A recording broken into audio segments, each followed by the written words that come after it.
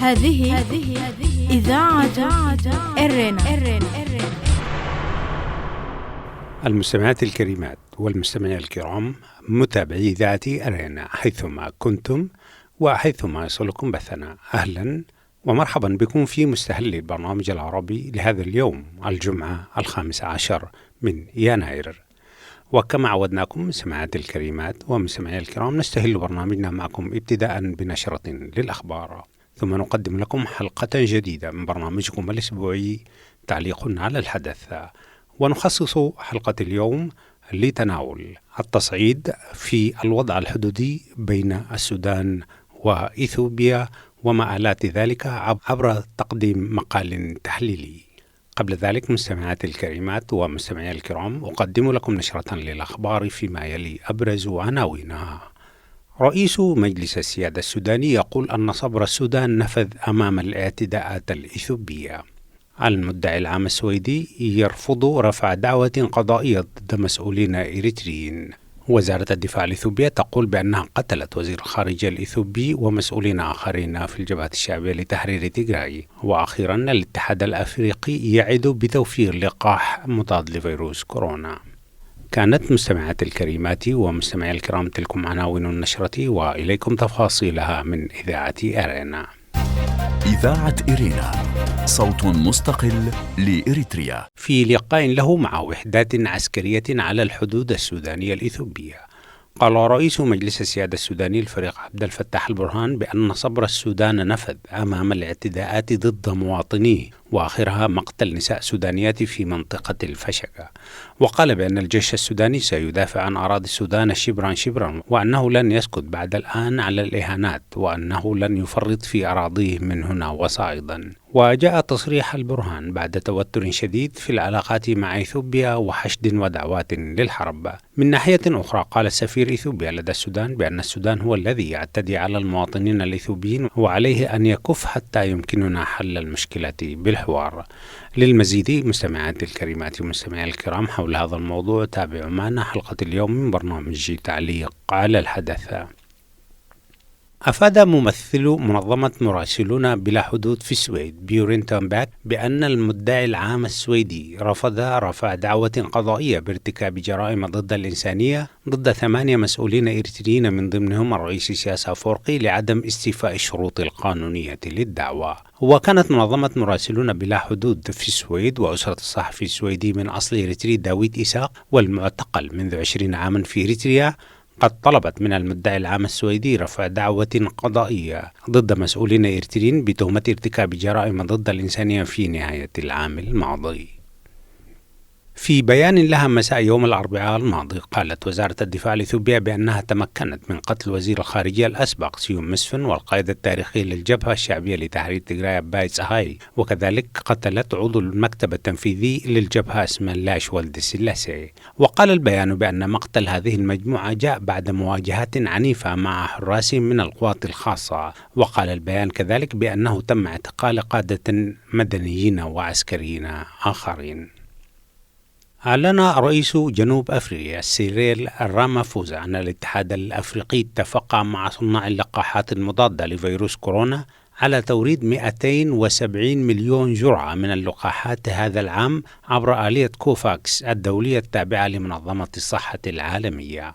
وأشار رامافوزا الذي يترأس الاتحاد الأفريقي إلى أن اللقاحات ستوردها شركات فايزر الأمريكية وأسترازينيكا البريطانية وجونسون أند جونسون الأمريكية ومعهد سيروم الهندي. وأكد أنه سيتم توفير 270 مليون جرعة للسكان من اللقاحات لهذا العام، وما لا يقل عن 50 مليون جرعة منها خلال الفترة بين أبريل ويونيو المقبلين. وفي معرض حديثه عن التمويل، قال رامافوزا أنه تم ترتيب الأمور بدعم من البنك الأفريقي للاستيراد والتصدير، والذي سيقدم ضمانات بقيمة $2 للشركات الصانعة. وأضاف أن هناك أيضا تنسيقا مع البنك الدولي لضمان وصول الدول الأعضاء في الاتحاد الأفريقي لمبلغ $5 مليار أو شراء اللقاحات من خلال ضمانات البنك الأفريقي للاستيراد والتصدير. وتشير بيانات وكالة رويترز إلى أن عدد المصابين بالفيروس في أفريقيا وصل إلى ما لا يقل عن مليون إصابة، وحصيلة الضحايا نحو 74,600 شخص منذ بداية الوباء. بهذا الخبر المستمعات الكريمات والمستمعين الكرام نكون وإياكم قد وصلنا إلى نهاية نشرتنا الإخبارية، وهذا تذكير بأبرز عناوينها. هذه إذاعة إرنا. رئيس مجلس السيادة السوداني يقول أن صبر السودان نفذ أمام الاعتداءات الإثيوبية. المدعي العام السويدي يرفض رفع دعوة قضائية ضد مسؤولين إريتريين. وزارة الدفاع الإثيوبية تقول بأنها قتلت وزير الخارجية الإثيوبي ومسؤولين آخرين. الاتحاد الأفريقي يعد بتوفير لقاح مضاد لفيروس كورونا لسكان القارة. استمعتم فيما مضى مستمعات الكريمات ومستمعي الكرام إلى نشرة للأخبار قدمتها لكم من إذاعة أرينا. متابعة طيبة أرجوها لكم مع ما تبقى من فقرات برنامجنا. هذه إذاعة إرنا. المستمعين الكرام والمستمعات الكريمات، أهلا وسهلا بكم في حلقة اليوم من برنامجكم الأسبوعي تعليق على الحدث.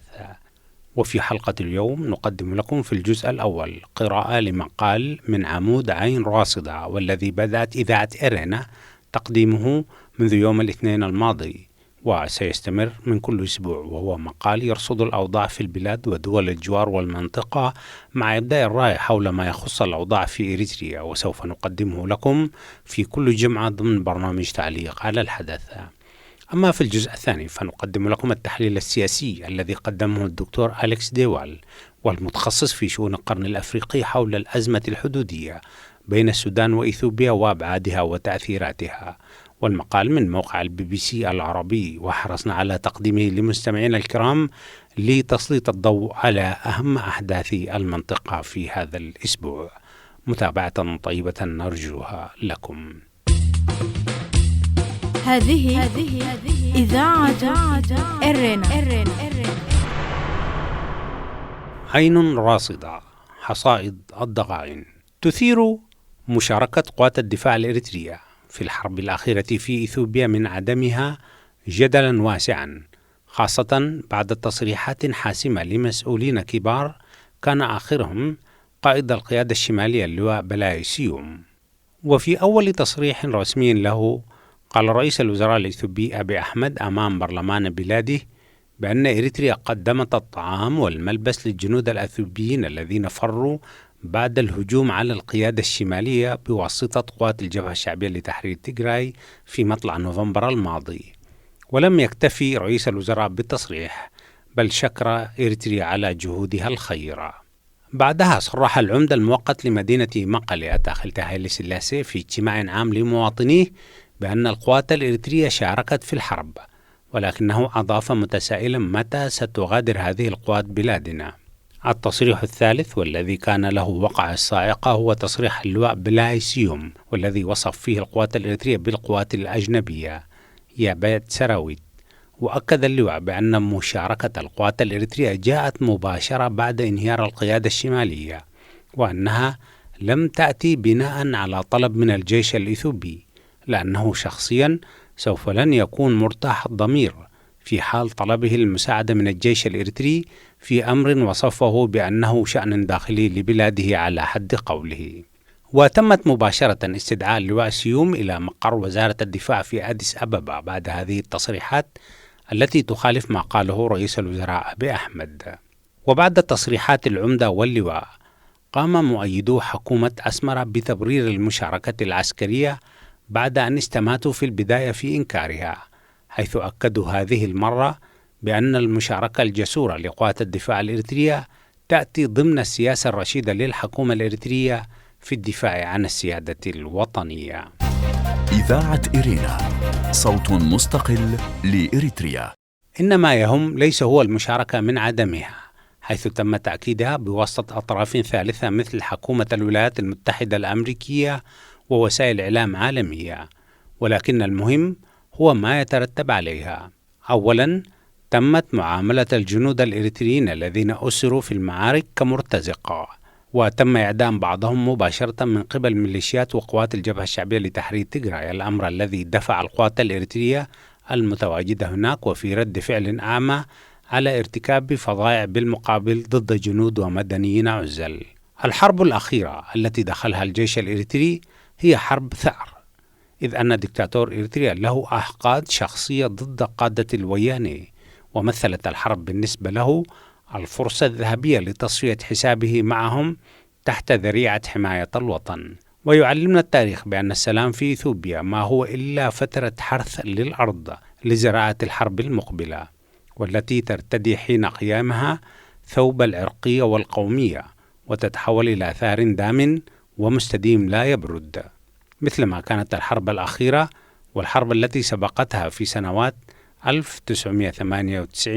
والتي استخدمها نفس قادة الويانة المطاردين اليوم للثأر من خصمهم وعدوهم اللدود إيسياس أفورقي، ودفع ثمن فظائعها الشعب الإريتري. وحروب الثأر مصيرها دوما التجدد مهما اختلفت الأزمنة والمبررات. كان هذا مستمعات الكريمات ومستمعي الكرام الجزء الأول من برنامجكم الأسبوعي تعليق على الحدث، وقدمنا فيه مقال تحت عنوان حصائد الضقائن، وهو من العمود الأسبوعي تحت عنوان عين راصدة لإذاعة إرينا. هذه إذاعة إرينا. أهلا وسهلا بكم مجددا مستمعاتي الكريمات ومستمعي الكرام. أما في الجزء الثاني فنقدم لكم مقالا للأستاذ الدكتور أليكس ديوال تحت عنوان لماذا يتنازع إثيوبيا والسودان حول الفشقة. وأليكس ديوال هو المدير التنفيذي لمؤسسة السلام العالمي في كلية فليتشر للقانون والدبلوماسية بجامعة تافتس في الولايات المتحدة الأمريكية، والمقال من الBBC العربي. ويقول السيد ديوال: تعد الاشتباكات المسلحة على طول الحدود بين السودان وإثيوبيا أحدث تطور في تاريخ التنافس المستمر منذ عقود بين البلدين، رغم أنه من النادر أن يتقاتل الجيشان الإثيوبي والسوداني بعضهما بعضا مباشرة للسيطرة على الأراضي. ويدور النزاع بينهما حاليا حول منطقة الفشقة، حيث يلتقي شمال غرب منطقة أمهار الإثيوبية بولاية القضارف في السودان. وعلى الرغم من أن الحدود التقريبية بين البلدين معروفة جيدا، يحب المسافرون أن يقولوا أن إثيوبيا تبدأ عندما تفسح السهول السودانية الطريق للجبال الإثيوبية. يذكر أنه نادرا ما يتم ترسيم الحدود الدقيقة على الأرض. إذاعة إرينا، صوت مستقل لإريتريا. معاهدات الحقبة الاستعمارية.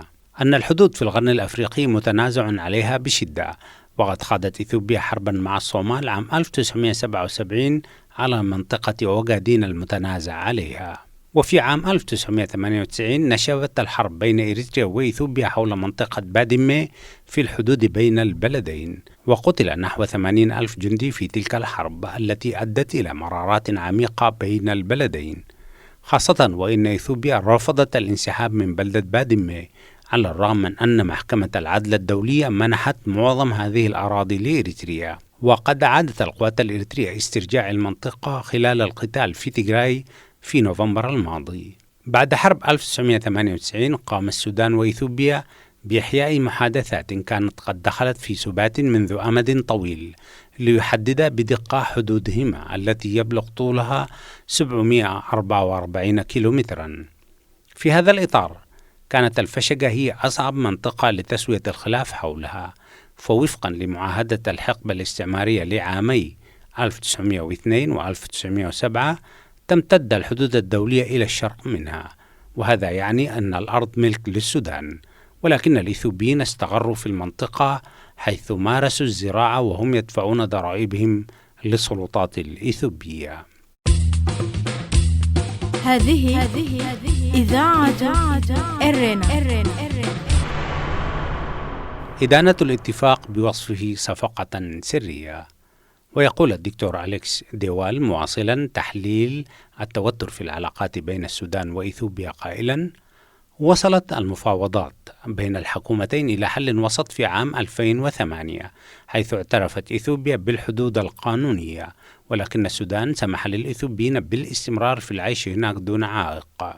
لقد كانت حالة كلاسيكية للحدود الناعمة التي تمت إدارتها بطريقة لا تسمح لموقع الحدود الصلبة بتعطيل سبل عيش الناس في المنطقة الحدودية، حيث ساد تعايش لعقود حتى طالبت إثيوبيا بخط سيادي نهائي. وترأس الوفد الإثيوبي إلى المحادثات التي أدت إلى تسوية عام 2008 أباي سهاي المسؤول الكبير في الجبهة الشعبية لتحرير تيغراي. وبعد الإطاحة بجبهة تحرير تيغراي من السلطة في إثيوبيا في عام 2018 أدان زعماء عرقية الأمهرة الاتفاق ووصفوه بأنه صفقة سرية، وقالوا أنه لم تتم استشارتهم بشكل صحيح بشأن ذلك الاتفاق، ولكل جانب قصته الخاصة حول ما أشعل الاشتباك في الفشقة. ولكن ما حدث بعد ذلك ليس محل خلاف، فقد طرد الجيش السوداني الإثيوبيين وأجبر القرويين على إخلاء أماكنهم. وفي قمة إقليمية عقدت في جيبوتي في 20 ديسمبر الماضي، أثار رئيس الوزراء السوداني عبد الله حمدوك الأمر مع نظيره الإثيوبي أبي أحمد، وقد اتفقا على التفاوض، لكن لكل منهما شروط مسبقة مختلفة. فإثيوبيا تريد من السودانيين تعويض المتضررين، فيما يريد السودان العودة إلى الوضع السابق. وبينما كان المندوبون يتحدثون وقع اشتباك ثاني ألقى السودانيين باللوم فيه على القوات الإثيوبية، وكما هو الحال مع معظم النزاعات الحدودية لدى كل طرف تحليل مختلف للتاريخ والقانون وكيفية تفسير المعاهدات القديمة، كما أن هذا النزاع يعد أيضا أحد أعراض مشكلتين أكبر أثارتهما التغييرات السياسية التي قام بها رئيس الوزراء الإثيوبي أبي أحمد. إذاعة إرينا، صوت مستقل لإريتريا. لازلتم مستمعات الكريمات ومستمعي الكرام تستمعون في الجزء الثاني من برنامجكم الأسبوعي تعليق على الحدث، التعليق السياسي الذي كتبه البروفيسور الدكتور أليكس ديوال، ويقول فيه: الإثيوبيين الذين يسكنون الفشقة هم من عرقية الأمهرة، وهي القاعدة الانتخابية التي يربط أبي أحمد عربته السياسية بها بشكل متزايد بعد أن فقد دعما كبيرا في وسط مجموعته من الأورومو، وهي المجموعة العرقية الأكبر في إثيوبيا، فيما أن الأمهرة هي ثاني أكبر مجموعة عرقية في إثيوبيا وتحدر منها حكامها التاريخيين. وبتشجيع من انتصارات الجيش الفيدرالي في الصراع ضد الجبهة الشعبية لتحرير تيغراي على مدى الشهرين الماضيين، أعلن الأمهرة مطالب إقليمية في تيغراي. فبعد انسحاب الجبهة الشعبية وملاحقتها على أيدي ميليشيات الأمهرة، رفعت تلك الميليشيات أعلامها ووضعت لافتات على الطريق كتب عليها: مرحبا بكم في إقليم الأمهرة. وقد حدث ذلك في الأراضي التي تطالب بها ولاية الأمهرة، لكنها خصصت لتيغراي في التسعينات من القرن الماضي عندما كانت الجبهة الشعبية لتحرير تيغراي في السلطة في إثيوبيا. ويتبع صراع الفشقة النمط نفسه في المطالبة بالسيادة، باستثناء أنه لا يتعلق بالحدود الداخلية لإثيوبيا بل بالحدود مع دولة مجاورة. ويعد الفشل في حل هذه المسألة سلميا نتيجة غير مباشرة لانقلاب آخر لسياسة أبي أحمد، ويتعلق الأمر هنا بالعلاقات الخارجية لإثيوبيا. فعلى مدار 60 عاما كان الهدف الاستراتيجي لإثيوبيا هو احتواء مصر، ولكن قبل عام مد أبي أحمد يد الصداقة إلى القاهرة. فكلا البلدان يعتبر أن نهر النيل مسألة وجودية، وتعتبر مصر إقامة سدود في دولة المنبع تهديدا لحصتها من مياه النيل التي حصلت عليها بمقتضى اتفاقيات الحكم الاستعمارية، بينما تعتبر إثيوبيا النهر مصدرا أساسيا للطاقة الكهرومائية اللازمة لتطورها الاقتصادي. وقد وصل الخلاف إلى ذروته بشأن بناء سد النهضة الإثيوبي الضخم، وكان حجر الأساس للدبلوماسية المائية لوزارة الخارجية الإثيوبية عبارة عن شبكة من التحالفات مع دول المنبع الأفريقية الأخرى بهدف تحقيق اتفاق شامل متعدد البلدان بشأن تقاسم مياه النيل. وكان السودان في المعسكر الأفريقي، حيث كان من المقرر أن يستفيد من سد النهضة من خلال التحكم في الفيضانات وزيادة مياه الري وتوفير كهرباء أرخص. ومن جانبها أرادت مصر محادثات ثنائية مباشرة بهدف الحفاظ على حقها في غالبية مياه النيل بمقتضى اتفاقيات الحقبة الاستعمارية. وفي أكتوبر من عام 2019 توجه أبي أحمد لحضور القمة الروسية الأفريقية في سوتشي، حيث التقى على هامش تلك القمة بالرئيس المصري عبد الفتاح السيسي. وفي اجتماع واحد وبدون حضور مسؤولين من وزارة الخارجية، قلب أبي أحمد استراتيجية إثيوبيا بشأن مياه النيل، فقد وافق على اقتراح السيسي بأن تتوسط وزارة الخزانة الأمريكية في النزاع بشأن سد النهضة، حيث مال موقف الولايات المتحدة نحو مصر. فإذا كان الزعيم الإثيوبي الشاب الذي فاز للتو بجائزة نوبل للسلام لدوره في نهاية التوترات مع إريتريا قد اعتقد بأنه يمكن أيضا تأمين اتفاق مع مصر، فقد كان مخطئا، وقد حدث العكس تماما، حيث وضع الزعيم الإثيوبي الشاب البالغ من العمر 44 عاما نفسه في موقف صعب. وكان السودان ثالث دولة تمت دعوتها للتفاوض في العاصمة الأمريكية واشنطن، وبسبب تعرض الخرطوم للضغط الأمريكي لأنها كانت بأمس الحاجة إلى أمريكا لرفع العقوبات المالية التي كانت مفروضة عليها عندما تم تصنيف السودان دولة راعية للإرهاب عام 1993، ومال السودان إلى الموقف المصري. وقد انقلب الرأي العام الإثيوبي على المقترحات الأمريكية، واضطر أبي أحمد لرفضها. بعد ذلك علقت الولايات المتحدة بعض المساعدات لإثيوبيا، وحذر الرئيس الأمريكي دونالد ترامب من أن مصر قد تفجر السد، وأعلنت إثيوبيا منطقة حظر طيران فوق المنطقة التي يقع فيها سد النهضة. هذه إذاعة إرنا. لازلتم مستمعات الكريمات ومستمعي الكرام تتابعون الجزء الثاني من برنامجكم الأسبوعي تعليق على الحدث، والذي نخصصه لتناول الأوضاع بين السودان وإثيوبيا حول منطقة الفشقة بمقال تحليلي للمحلل السياسي الدكتور أليكس ديوال، والذي يواصل القول: لا يستطيع أبي أحمد الحائز على جائزة نوبل للسلام تحمل المزيد من الخلافات مع مصر وسط الصراع في تيغراي والاشتباكات في الفشقة التي تثير أشباح تاريخ طويل من الخصومة بين إثيوبيا والسودان. ففي الثمانينات من القرن الماضي قامت إثيوبيا تحت قيادة منجستو هايلي مريم بتسليح المتمردين السودانيين، بينما ساعد السودان الجماعات المسلحة العرقية بما في ذلك جبهة شعبية لتحرير تيغراي. وفي التسعينات من القرن الماضي دعم السودان الجماعات الإسلامية المتشددة، بينما دعمت إثيوبيا المعارضة السودانية. وفي ظل الاشتباكات المسلحة والاضطرابات في أجزاء كثيرة من إثيوبيا، بينما زالت اتفاقية السلام الأخيرة التي أبرزها السودان مع المتمردين في دارفور وجبال النوبة غير مكتملة، فبالتالي يمكن لكل بلد أن يعود بسهولة إلى هذا النمط القديم من تبادل زعزعة الاستقرار. وكانت العلاقة بين السودان وإثيوبيا قد وصلت إلى أدفأ درجاتها عندما سافر أبي أحمد إلى الخرطوم في عام 2019 لتشجيع المتظاهرين المؤيدين للديمقراطية والجنرالات السودانيين على التوصل إلى اتفاق بشأن حكومة مدنية بعد الإطاحة بالرئيس عمر البشير. لقد كانت مبادرة مميزة لأبي أحمد رفيعة المستوى وفردية بالكامل، وكانت بحاجة إلى إضفاء الطابع الرسمي من خلال الهيئة الإقليمية الإيغاد والثقل الدبلوماسي الكبير للآخرين، بما في ذلك الاتحاد الأفريقي والدول العربية والولايات المتحدة وبريطانيا، لتحقيق نتائج ملموسة.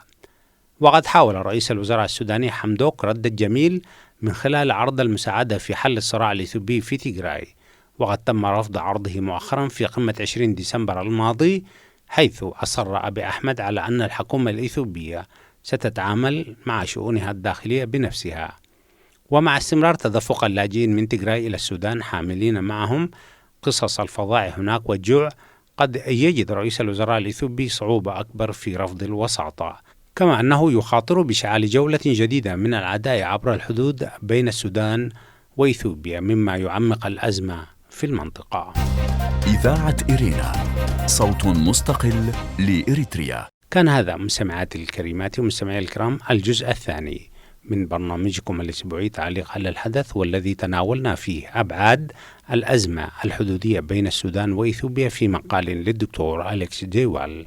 من جانبنا نقول أن المقال لم يتطرق إلى الدور الإريتري وموقف إريتريا من الأزمة، ربما بسبب غياب التصريحات الإريترية بهذا الخصوص.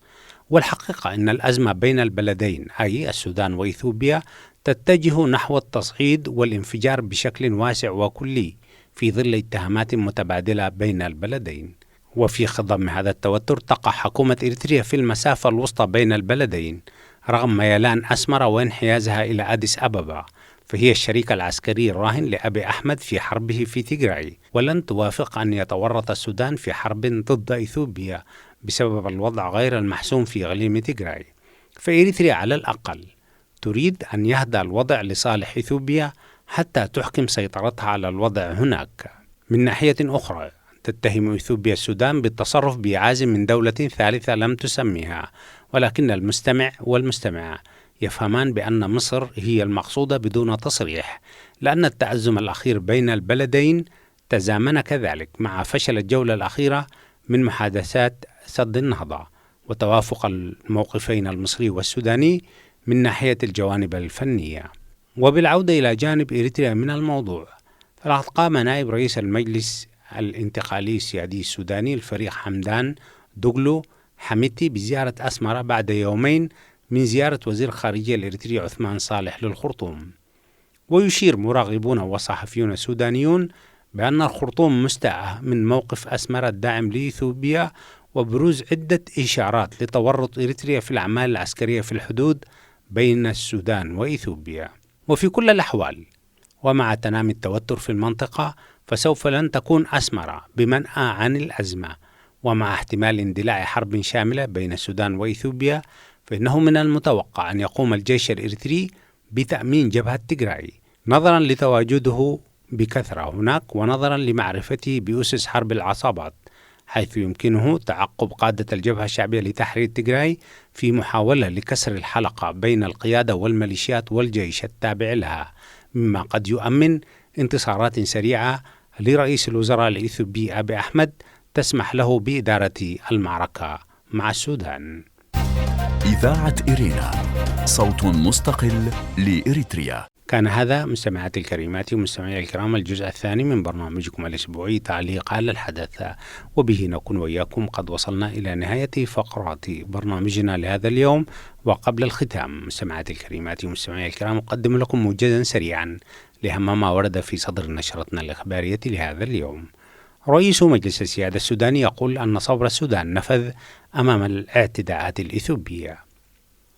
في لقاء له مع وحدات عسكرية على الحدود الإثيوبية السودانية قال رئيس مجلس السيادة السوداني الفريق عبد الفتاح البرهان بأن صبر السودان نفذ أمام الاعتداءات ضد مواطنيه وآخرها مقتل نساء سودانيات في منطقة الفشقة، وتعهد بأن يقوم الجيش بحماية الأراضي السودانية شبرا شبرا. المدعي العام السويدي يرفض رفع دعوة قضائية ضد مسؤولين إريتريين.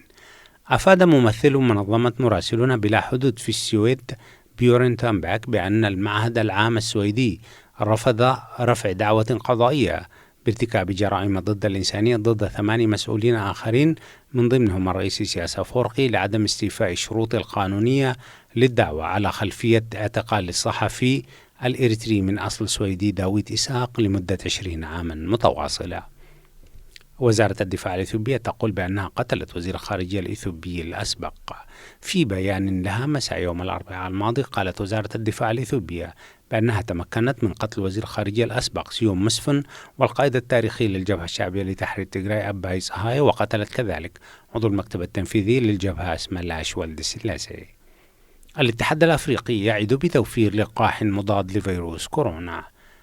أعلن رئيس جنوب أفريقيا سيريل رامافوزا أن الاتحاد الأفريقي اتفق مع صناع اللقاحات المضادة لفيروس كورونا على توريد 270 مليون جرعة من اللقاحات هذا العام عبر آلية كوفاكس الدولية التابعة لمنظمة الصحة العالمية.